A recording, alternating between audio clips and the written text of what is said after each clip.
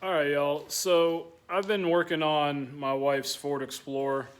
It's a 2013 Ford Explorer Limited, all-wheel drive. It's had some bearing noise coming from the front end, and I couldn't tell, if it was a wheel bearing or if it was the PTU or what. I jacked it up and checked the wheel bearings out. I couldn't find any noise here. I don't really have the equipment to really officially diagnose it. So I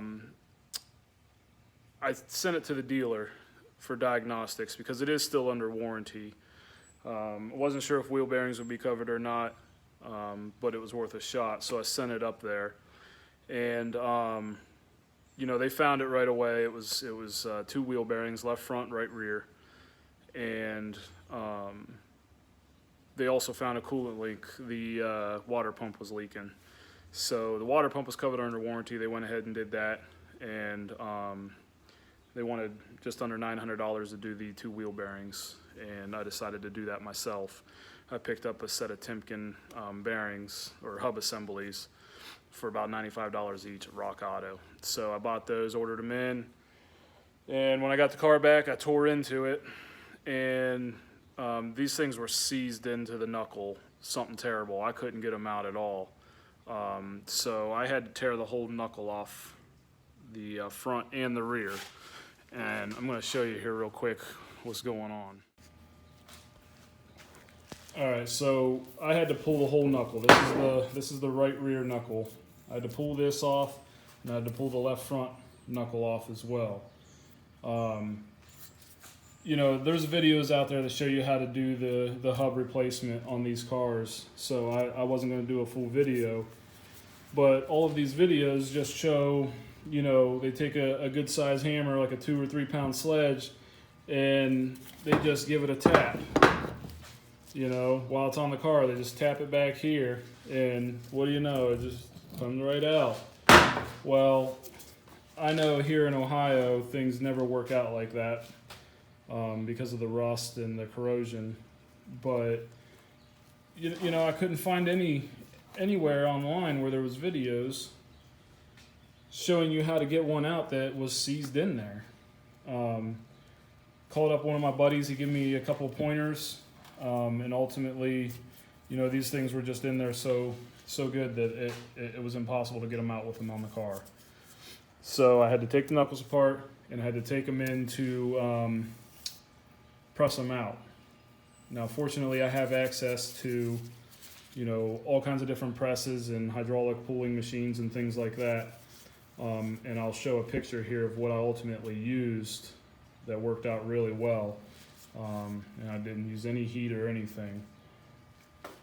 So what ended up really happening was, as you can see here, it looks like these things were Loctited.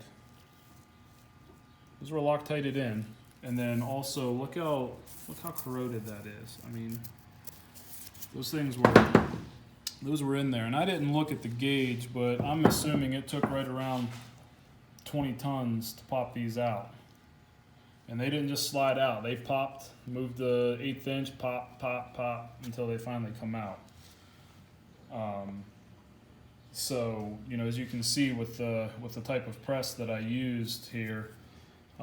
It's not really something everybody has available, but if you run into this, you take your knuckles off and, get online and Google local machine shops.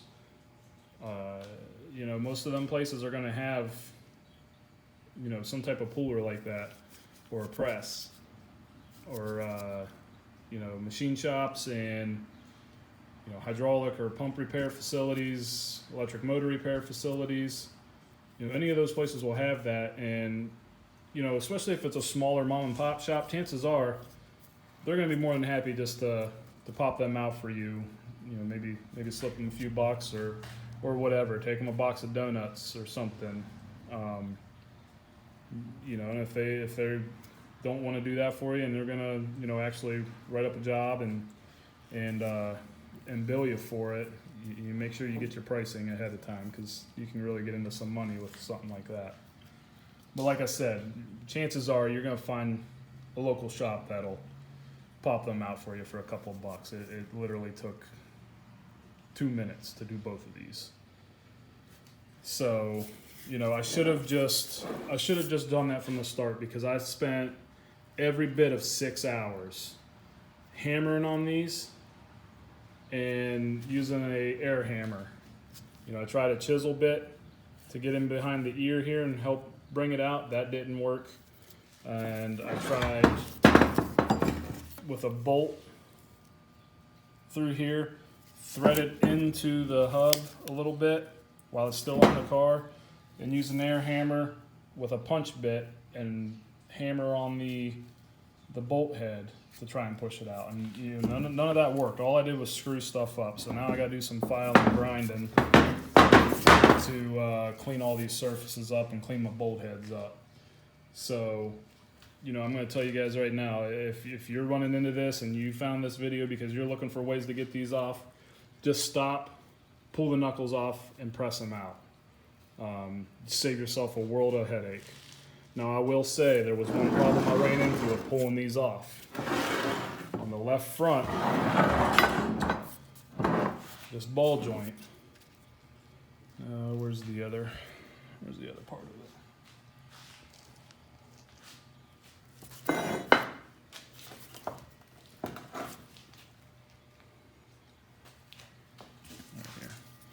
So this has a nylock nut.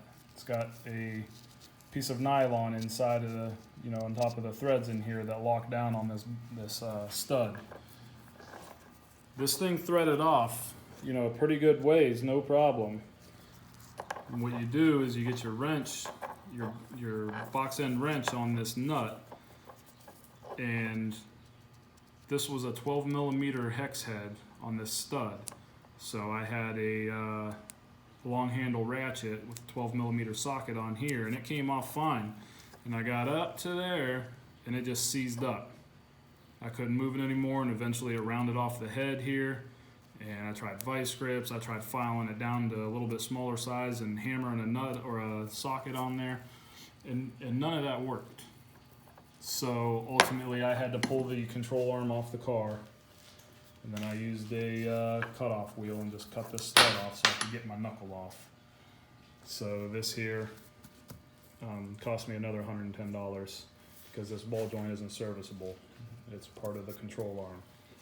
And I usually like to put good quality parts on my stuff, you know, either OEM or, you know, a quality aftermarket. And the problem I had was the point I'm at this thing, I have to get it done, and I couldn't wait.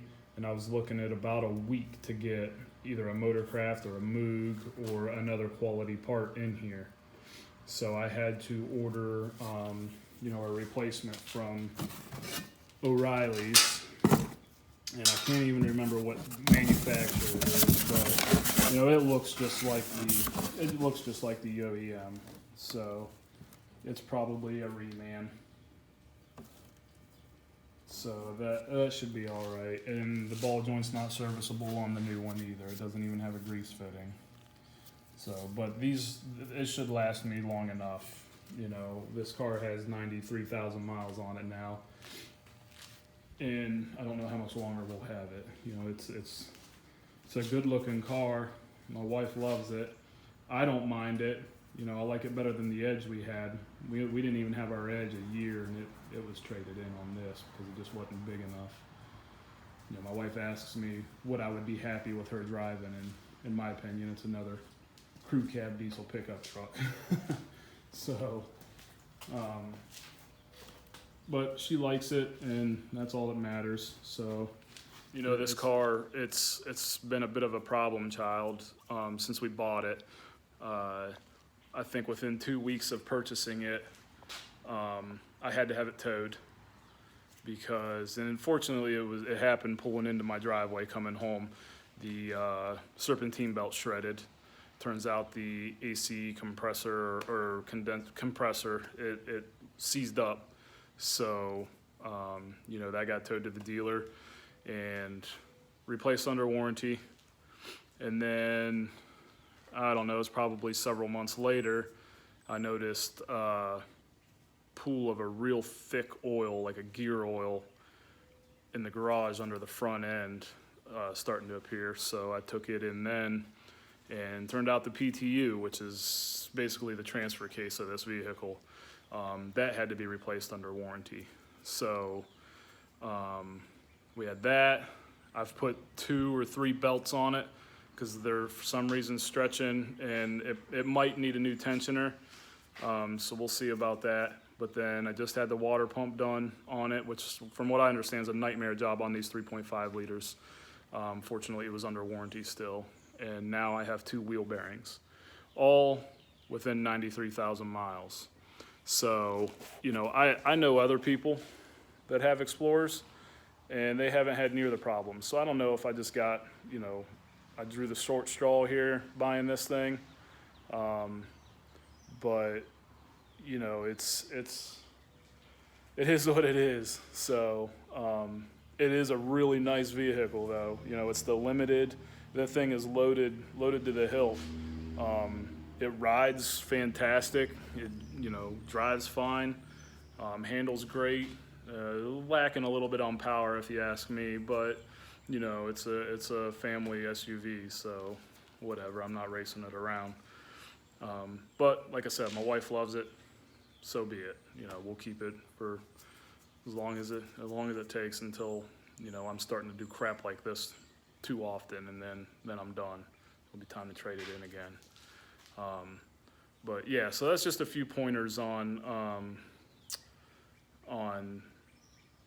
what you can do if your hubs are seized into your knuckles. And I'm not going to do, you know, a video on how to tear them off because obviously I already have them off. But what I will do is once I get them back on, I'll kind of just run you through real quick on everything you got to take off to get these knuckles off. So, all right. One more thing. You know, after you get them pressed out, you'll want to clean these surfaces up in here.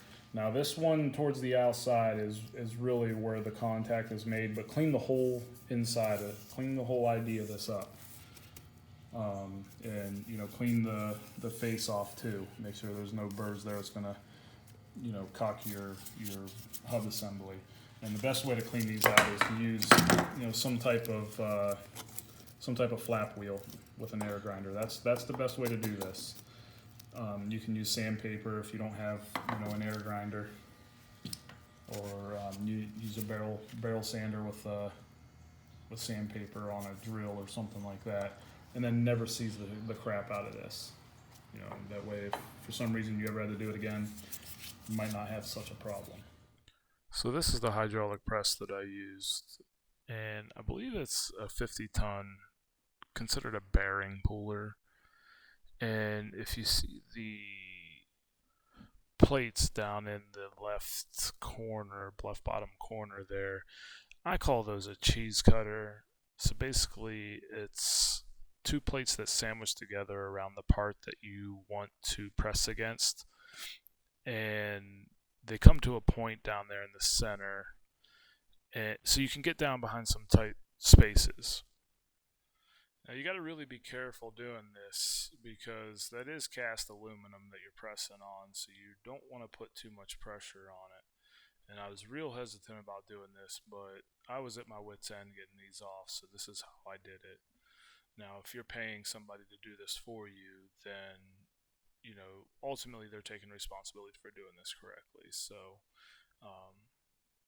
you shouldn't have to worry too much about that. You know, I'll be honest with you, about halfway through this project, I really was wishing I would have just paid the $900 to get it done until I figured out how to do this with this press. And if I would have just started that right off the bat, I would have had this done the same day, no problems. So, you know, save yourself some money and do it yourself, but don't fight a seized up wheel bearing. Just do it like this, or a method similar to this. Don't sit there and hammer on it for 6 hours like I did, hoping you're going to get it off. So, you know, just don't be afraid to work on stuff yourself. Just get it done. Do some research and put a little elbow grease into it. Save yourself some money and learn a thing or two. All right, take care, guys.